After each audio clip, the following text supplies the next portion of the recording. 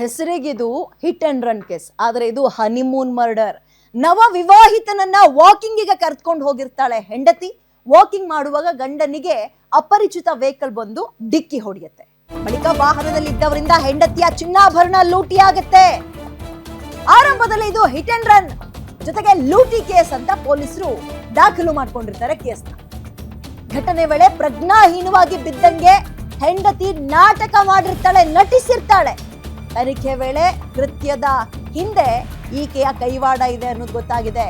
ನವ ವಿವಾಹಿತೆ ಅಂಜುಳಿಂದಲೇ ಇದೀಗ ಪತಿ ಆಶೀಶ್ ಹತ್ಯೆಯ ನಾಟಕ ಬಯಲಾಗ್ತಾ ಇದ್ದು, ಅಂಜು ಪ್ರಿಯಕರ ಸಂಜು ಎಂಬಾತನಿಂದ ಆಶೀಶ್ನ ಹತ್ಯೆಯಾಗಿದೆ. ಬಳಿಕ ಲೂಟಿಯ ನಾಟಕ ಆಡಿ ಪೊಲೀಸರ ದಾರಿ ತಪ್ಪಿಸಿರ್ತಾರೆ. ರಾಜಸ್ಥಾನದ ಶ್ರೀಗಂಗಾನಗರದಲ್ಲಿ ಜನವರಿ 30ನೇ ತಾರೀಕು ಆಗಿರೋ ಘಟನೆ, ಅಂದ್ರೆ ಒಂದು ವಾರದ ಹಿಂದೆ ಆಗಿರೋ ಘಟನೆ.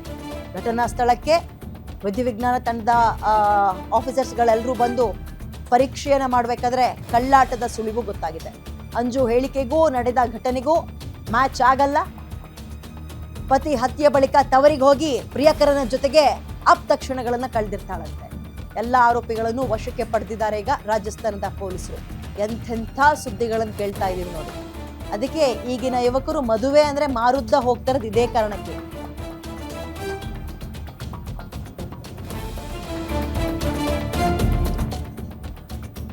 ಹನಿಮೂನ್ ಮರ್ಡರ್ಗಳ ಸುದ್ದಿಯನ್ನ ಕೇಳಿದ್ವಿ, ಬೆಚ್ಚಿ ಬಿದ್ದಿದ್ವಿ, ಹೆಂಗಪ್ಪ ಹಿಂಗಾದ್ರೆ ಕಥೆ ಅಂತ. ನೋಡಿ, ಇಲ್ಲಿ ಮದುವೆ ಆಗಿರ್ತಾರೆ ಹೊಸದಾಗಿ.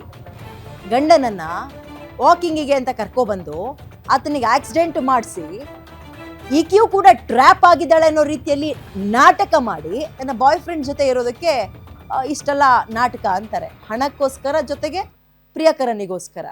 ಪಾಪ ಒಂದು ಜೀವ ಹೋಗಿದೆ.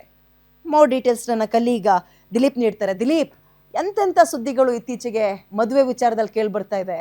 ಹನಿಮೂನ್ ಮರ್ಡರ್ ಆಯ್ತು, ಇದ್ಯಾವುದು ವಾಕಿಂಗ್ ಮರ್ಡರ್, ಡೀಟೇಲ್ಸ್ ಕೊಡ್ತಾ ಹೋಗೋದಾದ್ರೆ ದಿಲೀಪ್.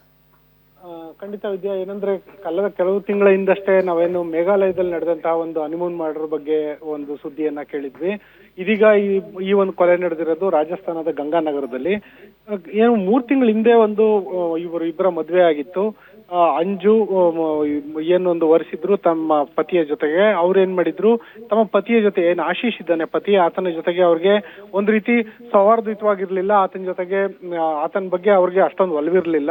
ಹಾಗಾಗಿ 3 ತಿಂಗಳಿಂದ ಆಕೆ ತನ್ನ ಪ್ರಿಯಕರನ ಜೊತೆ, ತನ್ನ ತವರೂರಿನ ಪ್ರಿಯಕರನ ಜೊತೆ ಒಂದು ಪ್ಲಾನ್ ಅನ್ನ ಮಾಡಿದ್ಲು. ಆ ಪ್ಲಾನ್ ನ ಪ್ರಕಾರವಾಗಿ ಜನವರಿ 30ನೇ ತಾರೀಕು ಏನು ಇವರು ಸಂಜೆ ವಾಕಿಂಗ್ ಅಂತ ಹೋಗ್ತಾರೆ. ಆ ಸಂದರ್ಭದಲ್ಲಿ ನನ್ನ ಪತಿಗೆ ಒಂದು ಅಪರಿಚಿತ ವಾಹನ ಡಿಕ್ಕಿ ಹೊಡಿತು, ಆನಂತರ ನನಗೂ ಹಲ್ಲೆ ಮಾಡಿದ್ರು, ನಾನು ಪ್ರಜ್ಞಾಹೀನವಾಗಿ ಬಿದ್ದೆ, ನನ್ನ ಚಿನ್ನಾಭರಣ ಲೂಟಿ ಮಾಡಿದ್ದಾರೆ ಅಂತ ಹೇಳ್ಬಿಟ್ಟು ಆಕೆ ಆರೋಪ ಮಾಡ್ತಾಳೆ.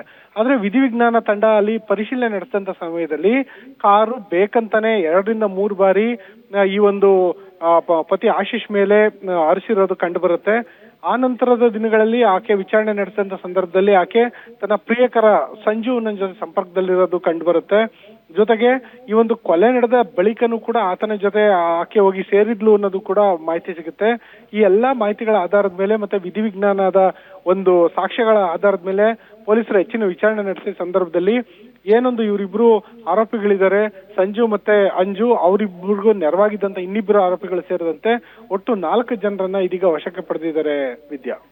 Okay, thank you Dilip.